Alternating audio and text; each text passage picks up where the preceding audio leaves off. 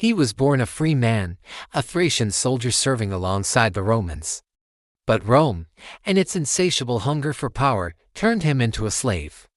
They stripped him of his name, his family, and his dignity. They forced him to fight, not for honor or for freedom, but for their bloodthirsty entertainment in the gladiatorial arena. His name was Spartacus. And he would soon become Rome's worst nightmare. Imagine being torn from your home, sold like property, and thrown into a world where your only value is your ability to kill.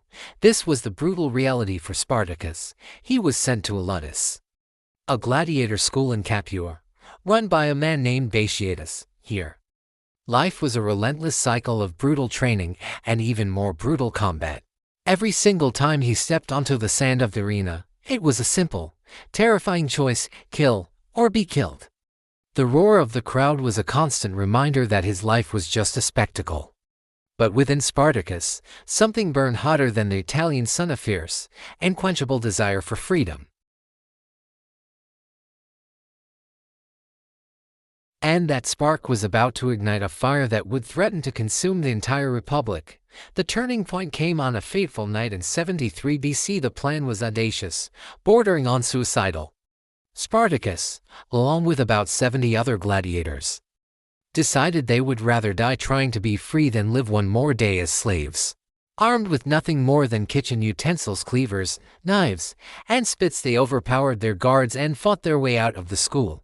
They fled to the slopes of Mount Vesuvius, a volcanic fortress. What began as a desperate escape by a handful of men quickly escalated into something the Romans could never have predicted. News of their successful breakout spread like wildfire.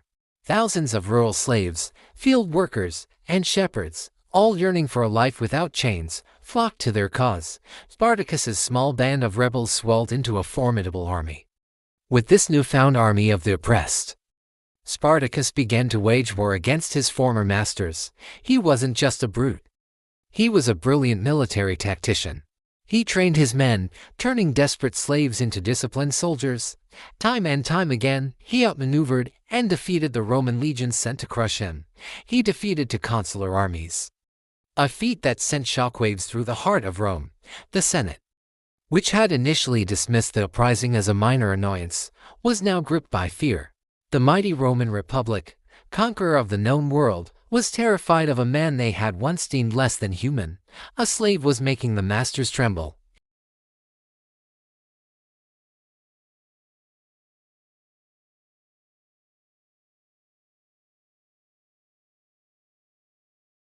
Fighting to the very last breath.